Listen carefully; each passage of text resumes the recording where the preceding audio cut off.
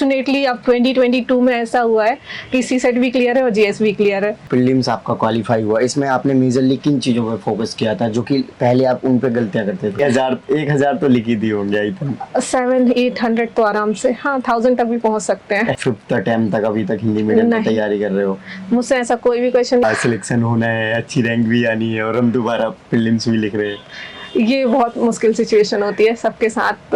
मेरा भी उतना मन नहीं लग पाता है। बीएससी के सिलेबस में लगभग 10 महीने कंप्लीट करने में तो लगते ही हैं। हेलो एवरीवन, वेलकम टू स्टूडेंटो। सो अभी हमें निर्माण लाइब्रेरी में, जो कि मुखर्जी नगर में है और आप सभी को पता ही होगा, और अभी हमारे साथ है स्वाति मैम, जिन्होंने हिंदी मीडियम से इस बार यूपीएससी का इंटरव्यू दिया है। तो आज हम मैम से जानेंगे कि मैम की जर्नी क्या है, किस तरीके से वो प्रिपरेशन वगैरह करते थे। सो अभी तक अपने चैनल को सब्सक्राइब नहीं किया, चैनल सब्सक्राइब कर लीजिए। मैम, सबसे पहले आप अपना नाम और एजुकेशन बैकग्राउंड बताइए। मेरा नाम स्वाति जैन है जी। और मैंने केमिकल इंजीनियरिंग से उज्जैन इंजीनियरिंग कॉलेज से डिग्री की है अपनी। ओके। और 2018 में मैं पास आउट हूँ और उसके बाद मैं लगातार यूपीएससी की तैयारी कर रही हूँ। Okay. So ma'am, civil services या यूपीएससी एग्जाम्स की प्रिपरेशन की बात करें, सो कब से आपने स्टार्ट किया था? मैंने 2018 से ही अपनी जर्नी स्टार्ट की थी। ओके, 2018 से। Yes. मैम, जैसे आपने इंजीनियरिंग की है, नॉर्मली इंजीनियरिंग जो करते हैं तो वो इंग्लिश मीडियम में शिफ्ट हो जाते हैं, फिर आप हिंदी मीडियम आपने कैसे रखा? एक्चुअली मेरी जो स्कूलिंग थी वो जी। थ्रू आउट हिंदी मीडियम से हुई है। ओके। और फिर जो अभी हम यूपीएससी की तैयारी करते हैं उसमें जो बेसिक सब्जेक्ट्स होते हैं उसमें मेरी क्लियर अंडरस्टैंडिंग हिंदी मीडियम में ही थी। और मुझे ऐसा लगता था कि मैं अपने आप को हिंदी मीडियम में ज़्यादा अच्छे से एक्सप्रेस कर सकती हूँ। और जो यूपीएससी का मोरली सिलेक्शन जो है वो रिटन एग्जाम पे निर्भर करता है। जी मैम। तो लिखने के लिए तो आपको वही मीडियम ऑप्ट करना पड़ता है जिसमें आप अपने आप को सबसे बेहतर अभिव्यक्त कर सके। राइट। ओके। सो मैम, आपका ये ऑप्शनल और अटेम्प्ट कौन सा है मैम? मेरा ऑप्शनल हिस्ट्री है और मेरा अटेम्प्ट ये 5th अटेम्प्ट है। ओके। सो मैम, स्टार्टिंग के डेज के बारे में बताइए, जब आपने तैयारी करना स्टार्ट किया था वो कैसा था और अभी कितना चेंजेस आया? ओके। मैंने अपना पहला अटेम्प्ट 2018 में दिया था, जो ग्रेजुएशन के जस्ट 3-4 दिन बाद मेरा एग्जाम था। तो उस एग्जाम में मेरी सच कोई प्रिपरेशन नहीं थी। 2019 वाला जो अटेम्प्ट था मेरा, उसमें मेरा जीएस क्वालिफाइड था, बट सीसेट में 1 मार्क्स से मेरा रुक गया था। ओके। और अगेन 2020 में मेरा जीएस में बहुत ही कम, आज तक का सबसे कम स्कोर रहा है, ऑल्दो उसमें सीसेट क्लियर था। पर 2021 में अगेन मेरे साथ ऐसा हुआ कि मेरा जीएस का जो स्कोर था वो कट ऑफ से 10 मार्क्स ऊपर था, बट सीसेट का स्कोर बहुत डाउन था। बट फॉर्चुनेटली अब 2022 में ऐसा हुआ है कि सीसेट भी क्लियर है और जीएस भी क्लियर है। मतलब इस जर्नी में बहुत अप्स एंड डाउन आए हैं। Right ma'am. सो अभी जैसे आपने अप्स एंड डाउन्स की बात करी, सो अभी हम इसी पे बात करना चाहेंगे कि अप्स एंड डाउन्स आना एज अ फीमेल एस्पिरेंट के लिए और चैलेंजिंग हो जाता है कि आप अपनी प्रिपरेशन को थोड़ा लंबा खींच रहे हो। सो कैसे मोटिवेट रहे अपने? वो तो ये सोच के चलना पड़ता है कि इस अटेम्प्ट में नहीं तो अगले अटेम्प्ट में हो जाएगा। हाँ। और जब आपके पास फैमिली सपोर्ट रहता है, आपके फ्रेंड्स का सपोर्ट रहता है, तो कई बार आप डाउन मोमेंट में भी आप दोस्तों से बात करके अपने आप को उभार सकते हो और अगेन आप उसी हार्ड वर्क के साथ लग जाते हो। राइट। मैम, जैसे कि 4-5 अटेम्प्ट हो गए आपके, सो मैम आपने क्या कोचिंग वगैरह की हेल्प ली और कैसे स्टार्टिंग में तैयारी करते? फ्रेंड्स, आप सभी को पता है कि यूपीएससी प्रिपरेशन में प्रीवियस ईयर क्वेश्चंस पेपर और एनसीईआरटी की कितनी ज्यादा इंपॉर्टेंस है। तो अभी मुझे ओसवाल बुक्स ने 2 बुक्स भेजी हैं, जो कि एक है एनसीईआरटी की ज्योग्राफी की। इसमें आपको 6 से लेकर 12 तक की सारी एनसीईआरटी मिल जाएगी। नॉर्मली एनसीईआरटी 6 से लेकर 12 की अलग अलग काफी ज्यादा हो जाती हैं और आपको इतने में सारा यूपीएससी का मटेरियल मिल जाएगा ज्योग्राफी का। और ये काफी क्रिप्स एंड सिंपल है और ये यूपीएससी और स्टेट पीसीएस दोनों के लिए हेल्पफुल है। और इसमें काफी अच्छे से चीजों को दिया गया है। कुछ इस तरीके से आप देख सकते हैं, इसमें कंटेंट दिया गया है और तो और इसमें सारे टॉपिक्स के साथ एमसीक्यूज भी दिए गए हैं, जिससे कि आप अच्छी समझ को बना सकते हैं। इसके अलावा मेरे पास है 28 ईयर यूपीएससी। इसमें आपको 28 सालों के पिछले यूपीएससी के जीएस और सीसेट दोनों के पेपर मिल जाएंगे, जिसको आप सॉल्व कर सकते हैं। और इसमें आपको सॉल्व पेपर मिलेंगे, सारे टॉपिक वाइज दे रखे हैं। टॉपिक वाइज आप देख सकते हैं, कुछ इस तरीके से इसमें कंटेंट दिया हुआ है। फ्रेंड्स, ये जो है कॉन्सेप्ट क्लियरिटी इसमें बहुत अच्छी हो सकती है। इस बुक्स के माध्यम से एक्सटेंसिव प्रैक्टिस हो सकती है। 100% एग्जाम रेडीनेस है। वैल्यूएबल एग्जाम इंसाइट है, साथ ही साथ इसमें मास्टर प्लान्स भी है, यानी कि स्ट्रेटजीज वगैरह भी हैं जो कि आपकी प्रिपरेशन में काफी हेल्प करेंगे। सो फ्रेंड्स, ये दोनों बुक्स ही बहुत ज्यादा इंपॉर्टेंट है यूपीएससी प्रिपरेशन में। सो इन बुक्स को परचेस करने के लिए आपको लिंक वीडियो के डिस्क्रिप्शन में मिल जाएगा, अदरवाइज आप अमेजोन और फ्लिपकार्ट से भी परचेस कर सकते हैं। हाँ, दिल्ली जो जैसे सबके लिए नया शहर होता है, तो मेरे लिए भी नया शहर था। जी मैम। और मैंने एक अननोन कोचिंग पे एडमिशन ले लिया था, तो वो 3-4 महीने स्ट्रगल वाले रहे। फिर आई रियलाइज कि मैं अपने आप से करके ज्यादा बेहतर कर सकती हूँ, तो मोर ऑन सेल्फ स्टडी के ऊपर मैं रिलाई कर दिया था फिर मैंने। और उसके बाद जो सबसे बड़ा चैलेंज होता है हिंदी मीडियम के लिए, करंट अफेयर्स। तो मैंने करंट अफेयर्स के लिए स्पेसिफिक कोचिंग ज्वाइन की थी, the core IAS Amit Jain sir के इधर, क्योंकि मुझे ऐसा लगा था कि जो हिंदी और इंग्लिश वाला गैप है वो सर के इधर जाके फुलफिल हो सकता है। ओके। तो मैंने करंट अफेयर्स और एनवायरनमेंट के लिए सर को ज्वाइन कर लिया था, और उसके बाद की जो जर्नी थी ऑप्शनल भी मैंने सेल्फ स्टडी से ही किया है पूरा। ऑल्दो मतलब ओवरऑल बोले तो सेल्फ स्टडी में ही रिलाई किया है। हाँ, और बस मेंटोरशिप जो ज्वाइन करना था जिससे मुझे एक दिशा निर्देश मिलता रहे, तो मैंने उसके लिए ओके। सो मैम, नॉर्मली क्या होता है कि इतनी जब लंबी जर्नी होती है तो क्या है, तैयारी की एफिशिएंसी कभी कभी अप भी होती है, डाउन भी होती है, तो आपकी एफिशिएंसी कैसी रही? जैसे अभी आपका शेड्यूल अलग रहता होगा या फिर स्टडी ऑफ आवर्स अलग रहते होंगे, और देन स्टार्टिंग में कुछ अलग होगा, तो ये थोड़ा बताएं। जैसे कि स्टार्टिंग अटेम्प्ट होता है तो उसमें सबकी ही ज्यादा होती है एफिशिएंसी, मेरी भी 10 to 12 आवर्स की थी। लेकिन जब नहीं होता है सिलेक्शन और फिर धीरे धीरे हम नॉलेज एक्यूमुलेट करते जाते हैं, तो वो स्टडी आवर्स जो होते हैं वो रिड्यूस होते जाते हैं। तो सेम मेरे साथ भी आप 6 to 7 आवर्स से ज्यादा नहीं पढ़ पाते हो। ओके। सो मैम, अभी जो अटेम्प्ट देकर आ रहे हो, तो जो प्रीलिम्स आपका क्वालिफाई हुआ, इसमें आपने मेजरली किन चीज़ों पर फोकस किया था जो कि पहले आप उन पे गलतियां करते थे? मेरा मेजर फोकस इस बार सीसेट पे ही रहा था, क्योंकि मेरा 2 बार से सीसेट रुक रहा था। हाँ। तो मुझे ऐसा लगा था कि जीएस मेरा हो जाएगा, इसकी मेरे को श्योरिटी थी, बस सीसेट वाला दिक्कत कर गया था, तो इसलिए मेरा फोकस उस पे ही था। सो सीसेट के बारे में क्या कहना चाहोगे? नॉर्मली हिंदी मीडियम के स्टूडेंट्स इसको लेकर काफी स्ट्रगल करते हैं। हाँ, ये बिल्कुल भी नहीं है कि सिर्फ हिंदी मीडियम के स्टूडेंट, हाँ। इवन बहुत सारे IITs वाले जो है वो भी फेल हो रहे हैं।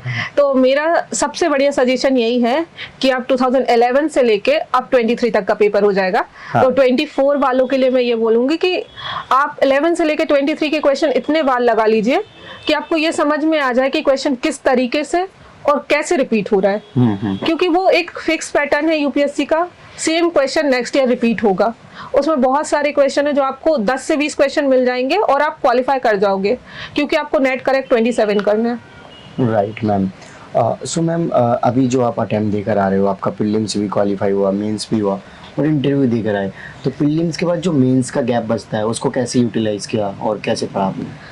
एक्चुअली मेरा फिर इस बार भी वही दिक्कत था कि मुझे कंफर्म नहीं लग रहा था कि सीसेट होगा या नहीं। हाँ। 70 मार्क्स अराउंड बन रहे थे, तो मैंने वो टाइम, मेरा MP का पेपर था। हाँ। 2021 का, तो मैंने उसमें लगाया था। और 21 में भी रिजल्ट आया था और 19 को मेरा MPPSC का पेपर था।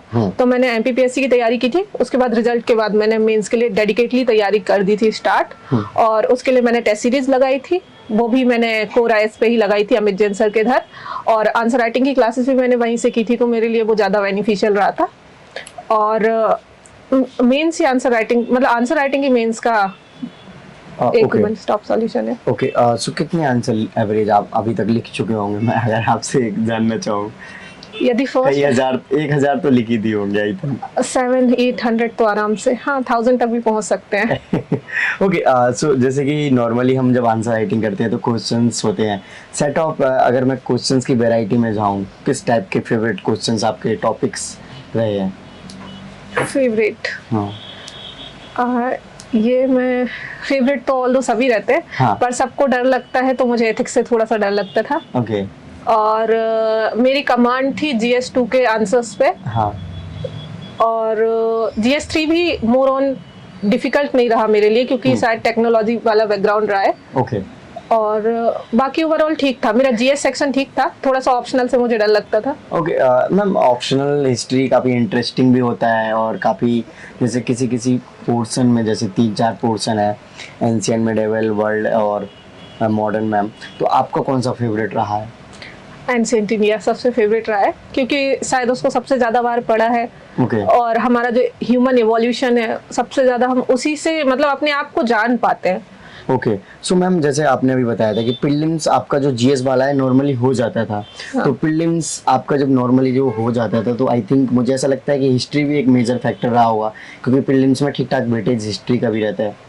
हाँ, इसको हाँ में भी बोल सकते हैं, लेकिन अब जो हिस्ट्री का पैटर्न आ रहा है वो अनप्रेडिक्टेड है। हाँ। मेंस बहुत डिफरेंट होता है, मतलब और प्रीलिम्स के क्वेश्चन काफी हद तक डिफरेंट होते हैं। हाँ क्योंकि हिस्ट्री को लिखना बहुत आसान है, मुझे पर्सनल अपना जो एक्सपीरियंस लगा, हिस्ट्री लिखना जितना आसान है उसको पढ़ना उतना टफ है। ओके सो मैम, अभी आप इंटरव्यू देकर आ रहे हैं और जो कि आपका फिफ्थ अटेम्प्ट में इंटरव्यू हुआ है, तो कैसा एक्सपीरियंस था और आप कितने कॉन्फिडेंस थे?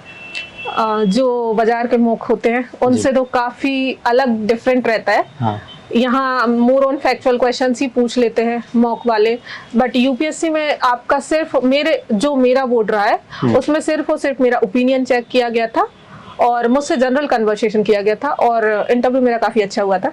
अराउंड कितने मिनट चला मैम आपका इंटरव्यू? 25 to 30 मिनट्स मेरा इंटरव्यू चला होगा। ओके सो कुछ ऐसा क्वेश्चन पूछा गया कि आप फिफ्थ अटेम्प्ट तक अभी तक हिंदी मीडियम में नहीं। तैयारी कर रहे हो? मुझसे ऐसा कोई भी क्वेश्चन नहीं पूछा गया था। क्या क्वेश्चन पूछा गया फिर? मुझसे जनरली मेरी साड़ी से कन्वर्सेशन स्टार्ट हुआ था। ओके उसके बाद मैं जिस एरिया से बिलोंग करती हूँ, तेंदुखेड़ा, जो कि Okay. नरसिंहपुर जिले में है, तो मुझसे वहीं से क्वेश्चन स्टार्ट हुआ था कि आप के जो गांव है उसमें तेंदु जो है वो वर्ड यूज हो रहा है, तो आप मुझे ये बता सकते हैं कि जो तेंदुपत्ता संग्राहक हैं उनकी समस्याएं क्या है। ओके तो फिर मैंने उसका फर्दर रिप्लाई दिया था। फिर उसके बाद मेरा उसी डायरेक्शन में ट्राइबल के प्रॉब्लम्स इन सब को लेके इंटरव्यू प्रोसीड हुआ और था। हॉबीज और वो सब से लेकर नहीं, मेरा हॉबीज पे भी कोई भी क्वेश्चन नहीं रहा है, मेरा एजुकेशन बैकग्राउंड पे भी कोई भी क्वेश्चन नहीं पूछा गया है। बस ऑप्शनल से एक क्वेश्चन पूछा था, वो भी ओपिनियन वाला ही था कि आपको कौन सा पार्ट सबसे अच्छा लगा हिस्ट्री में, आपने जो आज आपको एक शिक्षा देता है। राइट मैम, आप जैसे इंटरव्यू देने गए होंगे तो और भी आपको डिफरेंट कैंडिडेट मिले होंगे, और देन आपको कभी ऐसा फील नहीं हुआ कि मैं काफ़ी पीछे रह रही हूँ, हिंदी मीडियम से हूँ, या फिर कभी ऐसा फील हुआ कि हिंदी मीडियम के साथ कुछ भेदभाव हो रहा है? ये चीज तो मुझे बिल्कुल भी कभी भी फील नहीं हुई है, क्योंकि मैंने जो हमारा रेस स्टार्ट ही नहीं हो पा रहा था, प्री क्वालिफाई नहीं हो पा रहा था, हाँ। तो आप कैसे जज कर सकते हो खुद ऑब्वियस को? सी बात है मैम, तो ये बात है। ओके सो मैम, अभी जैसे क्या शेड्यूल रहता है आपका पढ़ने का? जैसे कि आप अभी लाइब्रेरी में पढ़ रहे थे। लाइब्रेरी में मैं सुबह 6 बजे से लेके 12 बजे तक बैठती हूँ, फिर 12 बजे के बाद लंच का जो टाइम हो जाता है उसके लिए मैं घर जाती हूँ, फिर 2 बजे वापस से लाइब्रेरी आ जाती हूँ, और 6 बजे तक जनरली जो सी सेट का टाइम रहता है उसमें अपना सी सेट देती हूँ और करंट अफेयर्स पढ़ लेती हूँ। उसके बाद शाम टाइम थोड़ा घूमने फिरने का टाइम होता है, फिर नाइट में घर पर स्टडी कर लेती हूँ मैं। अच्छा, थोड़ा बहुत नाइट में। सो मैम, ये लाइब्रेरी क्या लगता है आपको, लाइब्रेरी में पढ़ना प्रोडक्टिव रहता है? हाँ, ये जो लाइब्रेरी है निर्माण लाइब्रेरी, वो काफी स्पेसियस है और यहाँ की चेयर जो है वो कंफर्टेबल है, तो कहीं ना कहीं ये मेरे लिए अच्छा है क्योंकि हेल्थ इश्यूज नहीं होते हैं इससे। तो और ये यहाँ पे एक सबसे अच्छी चीज ये है कि यहाँ पे जो टॉपर्स है वो आते रहते हैं और वो कहीं ना कहीं थोड़ा बहुत हमारे लिए गाइडेंस का काम कर देता है, जो जैसे मुझे आप भी आई थिंक हाँ। टॉपर बन जाओगे, सिंगल डिजिट, हम होप करते हैं कि आपकी सिंगल डिजिट में रैंक आए। ओके सो मैम, अभी यूपीपीसीएस का भी रिजल्ट आया था, तो वहाँ यहाँ तो आई थिंक काफी स्टूडेंट सिलेक्ट हुए थे। हाँ, अभी जो डेटा है उसके अकॉर्डिंग 11 स्टूडेंट इस लाइब्रेरी से सिलेक्ट हुए हैं, जो मेरे अच्छे दोस्त भी थे काफी। सो काफी मोटिवेशन मिलता होगा, साथ ही साथ काफी हाँ। डिस्कशन में भी हेल्प होती होगी। हाँ हाँ, ये तो होता है। Right ma'am. सो मैम, मैं आपसे पूछना चाहूँ कि मेजरली आपने सी सेट की कमियाँ बताई, और क्या कमियाँ लगी कि आपको, अगर उन सब चीज़ों को मैं अच्छे से पहले से लेकर चलती तो और अटेम्प्ट जल्दी में सिलेक्शन ले सकते थे? मुझे ऐसा लगता है कहीं ना कहीं हमारा जो इनिशियल टाइम होता है उसमें एक डायरेक्शन जो होता है वो दिक्कत कर जाता है, क्योंकि जो बच्चा होता है वो अपने हिसाब से पढ़ना चाहता है स्टार्टिंग के डेज में, और टीचर की बात को कभी कभी सुनता नहीं है जो अच्छे टीचर होते हैं, या फिर दूसरा ये होता है कि आपको टीचर ही गलत मिल जाता है। ओके तो मेरे साथ ये हुआ था कि टीचर तो मुझे एक सही मिल गए थे, लेकिन कहीं ना कहीं मुझे ऐसा लग रहा था कि ये भी पढ़ना चाहिए वो भी पढ़ना चाहिए, बहुत सारा मटेरियल, वो मेरा सबसे बड़ा फॉल्ट रहा है। ओके मैम, एक और चीज़ रहती है कि स्टूडेंट, जैसे आपने बताया कि अभी आपने एमबीपीएससी का दिया, यूपीएससी के अलावा कई और एग्जाम्स में इन्वॉल्व हो जाते हैं, सो डेफिनेटली कि उस एग्जाम्स का कभी इसका एग्जाम आ गया, उसका एग्जाम आ गया, तो क्लासेस हो जाते हैं, तो उसके चलते प्रिपरेशन का जो रिदम होता है वो कहीं ना कहीं गड़बड़ा जाता है, तो ये भी इम्पैक्ट करता है सकता है? डेफिनेटली। जैसे मेरा 2020 का नहीं हुआ था तो मैंने पूरा 1 साल MPPSC को दिया था। 2020 वाला जो मेरा UPSC है उसका GS क्वालिफाई हुआ, CSET नहीं हुआ। उसमें मुझे सबसे बड़ा फैक्टर यही लगता है कि मैंने अपना पूरा डायरेक्शन ही MP की तरफ स्विच कर दिया था। यदि उस साल मैंने वो स्विच नहीं किया होता तो मैं शायद ज्यादा ध्यान देती CSET पे। मैम ये भी बात रहती है ना, इनसिक्योरिटी रहती है कि हाँ। पता नहीं सिलेक्शन होगा नहीं होगा UPSC में, इससे अलावा हम कोई और एग्जाम्स दे दें, तो ये भी तो रहता है ना मैम। हाँ, ये चीज भी होती है, तो इसीलिए सारे बच्चे जाते हैं। तो इसको एक मैनेज कैसे करना चाहिए? आई थिंक जो मतलब मुझे ऐसा लगता है कि फर्स्ट सेकंड अटेम्प्ट तो बिल्कुल डेडिकेट इसके लिए कर देना चाहिए। जब हाँ। लगे कि हाँ प्रोडक्टिविटी नहीं निकल कर आ रही तब आप स्विच कर सकते हो। 3 अटेम्प्ट के बाद आप स्विच कर सकते हो। मुझे ऐसा लगता है कि या तो आप PG कर लीजिए, उसके बाद भी आपके साथ बहुत सारे ऑप्शन खुल जाते हैं, क्योंकि 2-3 अटेम्प्ट के बाद सेल्फ डाउट वाली स्थिति आने लग जाती है। हर किसी के साथ आती है। और जब हमारा कहीं भी किसी भी एग्जाम में हो जाता है तो एक कॉन्फिडेंस लेवल बहुत बूस्ट हो जाता है। Right ma'am. जैसे अभी आप इंटरव्यू देकर आए हो, फिर मैम अभी फिर से आप प्रीलिम्स की तैयारी कर रहे हो, है ना? तो मैम इस चीज को कैसे अपने माइंड को आप समझा पा रहे हो कि नहीं सिलेक्शन होना है, अच्छी रैंक भी आनी है और हम दोबारा प्रीलिम्स भी लिख रहे हैं? ये बहुत मुश्किल सिचुएशन होती है सबके साथ। मेरा भी उतना मन नहीं लग पाता है अब, क्योंकि कहीं ना कहीं बैक ऑफ द माइंड ये चीज चलती रहती है, अरे रिजल्ट आना है, रिजल्ट आना है। हाँ। बट करना पड़ता है मैनेज। यदि आपको नेक्स्ट प्रीलिम्स क्वालिफाई करना है तो आपको मेहनत करनी पड़ेगी, कॉन्स्टेंटली एफर्ट्स करने पड़ेंगे, पेशेंस Right. रखना पड़ेगा। सो रिवीजन का क्या मैम आपका प्रोसेस रहता है, फिर क्या चीज पढ़ते रिवीजन सबसे इम्पोर्टेंट है इस पूरे एग्जाम में, क्योंकि यदि आपको चीजें रिकॉल नहीं होगी तो आप एलिमिनेट नहीं कर पाओगे। तो मेरा ऐसा रहता है कि फर्स्ट रीडिंग, देन आज पढ़ा तो कल वापस रिवीजन, हाँ। 3 दिन बाद वापस रिवीजन और 7th डे वापस रिवीजन। मतलब मेरा ज्यादा टाइम रिवीजन पे जाता है, कम टाइम पढ़ने पे जाता है। अच्छा, जो नोट्स बनाए होंगे मैम आपने, तो स्टार्टिंग वाले नोट्स से अभी चल रहे हैं, फिर उनको फेंक दिया, आप अपग्रेडेड न्यू नोट्स बनाए? मैंने कम ही सब्जेक्ट के नोट्स बनाए थे। जो बनाए थे, जैसे स्टैटिक का था, हिस्ट्री का, हाँ। तो हिस्ट्री का अभी भी चल रहा है, वही स्पेक्ट्रम से ही नोट्स बनाया था। लक्ष्मीकांत का नोट्स बनाने की जरूरत नहीं है, क्योंकि लक्ष्मीकांत अपने आप में ही नोट्स है। इकोनॉमी मैंने अपनी एक फ्रेंड से पढ़ी थी, क्योंकि हिंदी मीडियम में अवेलेबल नहीं है मटेरियल इकोनॉमिक्स का, तो उसने इंग्लिश मीडियम में पढ़ा हुआ था, तो उससे मैंने हेल्प ली थी और हम दोनों ने डिस्कस करते हुए पढ़ा था। तो वो जो एड ऑन होता गया मटेरियल, उसी को मैंने वापस से यूज किया है। और एनवायरनमेंट में अमित जैन सर के नोट्स ही इनफ है, मैंने वही पढ़े हैं, साथ में NCERT का सप्लीमेंट्री मटेरियल। फिर उसके बाद अदर सब्जेक्ट्स में भी साइंस एंड टेक तो more on current affairs based होता है, तो वो करंट अफेयर्स से कवर हो जाता है।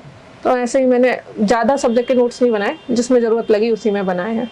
ओके, सो जैसे कोचिंग के बारे में मैंने पहले भी आपसे पूछा था, तो क्या लगता है कि हिंदी मीडियम वाले स्टूडेंट्स कोचिंग जब ज्वाइन करते हैं तो उनको क्या सोच के करना चाहिए? ये मैं इनिशियली तो बोल नहीं सकती, क्योंकि जब कोई स्टूडेंट आता है तो उसको पता ही नहीं होता है कि कौन सी कोचिंग अच्छी है कौन सी बुरी है। पर एक बार वो अपने लेवल पे थोड़ा थोड़ा पढ़ के आ सकता है, जिससे उसको ये समझ में आ जाए कि सब्जेक्ट किस तरीके से चलेगा। बाकी मुझे ये चीज़ बताना बहुत मुश्किल हो जाएगा। मैम नॉर्मली जो स्टूडेंट आते हैं प्रिपरेशन में, तो NCERT को पहले बेस बनाना चाहते हैं, तो अब स्टूडेंट के साथ समस्या आती है कि न्यू NCERT पढ़े या ओल्ड NCERT पढ़े, इसको कैसे लेकर चलना चाहिए? ये सब्जेक्ट वाइज आप प्रोसीड कर सकते हो। हाँ। जैसे अब हिस्ट्री जो है उसमें न्यू NCERT से क्वेश्चंस आ रहे हैं, तो ये चीज आपको कैसे पता चलेगी? Only previous year. आप प्रीवियस ईयर देखा है, उसके अकॉर्डिंग अपना NCERT प्रोसीड कर सकते हैं। जैसे हिस्ट्री में आप न्यू प्रेफर करें, और जो पॉलिटी है उसमें 11th क्लास की एक बुक है, उसको पुरानी वाली NCERT है, उसको प्रेफर कर सकते हैं। तो यहाँ पे सब्जेक्ट वाइज ही डिपेंड करेगा। ओके, मैम टेस्ट सीरीज जो होती है, क्योंकि टेस्ट सीरीज में ओवरऑल जैसे अगर हम प्रीलिम्स की बात करें तो सारे सब्जेक्ट आएंगे, और इसके लिए ज़रूरी है कि आपने सिलेबस भी पहले कवर किया हो। तो आपको क्या लगता है कि टेस्ट सीरीज कब देनी चाहिए, और UPSC का सिलेबस कितने मिनिमम टाइम में, अगर एक एवरेज अच्छी एफिशिएंसी के साथ पढ़ाई की जाए तो कवर किया जा सकता है? हाँ, UPSC के सिलेबस में लगभग 10 महीने कंप्लीट करने में तो लगते ही हैं। जी मैम। प्री प्लस मेंस का जो होता है, मेंस वाला सेक्शन भी मैं बता रही हूँ। और फिर टेस्ट सीरीज तो आपको, जैसे आपका एक सब्जेक्ट कंप्लीट होता है, उसके बाद जैसे आपका पॉलिटी लेट सपोज कंप्लीट हो गया है, तो मुझे ऐसा लगता है उसके क्वेश्चंस आपको साथ साथ लगाते जाने चाहिए। इससे आपको 2 फायदे होते हैं। पहला आप कैसे क्वेश्चन अटेम्प्ट करते टाइम मिस्टेक कर रहे हैं वो आप आइडेंटिफाई कर सकते हैं, और दूसरा आपको सब्जेक्ट याद है या नहीं वो चीज़ भी आपको पता चल जाता है। तो मेरे हिसाब से जैसे आपका सब्जेक्ट कंप्लीट होता है उस पर आप क्वेश्चन लगा लीजिए तो वो बेनिफिशियल रहेगा। और सबसे पहले प्रीवियस ईयर लगाना सबसे ज़्यादा कंपलसरी है। ओके, सो मैम जैसे कि नॉर्मली कंटेंट और बुक्स आज के टाइम पे मुझे नहीं लगता कि हिंदी मीडियम में कमी रह गई है, अब तो बहुत ज़्यादा अवेलेबल हो गया। तो क्या कंटेंट की लिमिटेशन रखना चाहिए या फिर मतलब मल्टीपल सोर्स से पढ़ना चाहिए? जैसे कोई कोई मल्टीपल सोर्स को भी सजेस्ट करता है, मैक्सिमम लोग लेकिन मिनिमम सोर्सेस को ही करते हैं। आपका जो बेस सोर्स है वो तो एक ही होना चाहिए जो मतलब सभी पढ़ते हैं। जैसे एनसीईआरटी आपका बेस सोर्स होना चाहिए, उसके ऊपर एक आपकी जो सप्लीमेंट्री बुक होती है वो सफिशिएंट होती है। लेकिन जो मेंस का टाइम आता है उस टाइम पे मुझे ऐसा लगता है कि आपको हिंदी मीडियम से हटके थोड़ा सा इंग्लिश मीडियम का मटेरियल देखना पड़ता है, मैंने देखा है। ओके, अभी जैसे प्रीलिम्स आने ही वाला है कुछ दिनों बाद, मैम प्रीलिम्स में जब क्वेश्चंस तो ऑलमोस्ट सारे तो आते नहीं है किसी को, आई थिंक 40% ही रेशियो रहता है जो आते हैं या फिर उससे भी कम ही रहता है। हाँ।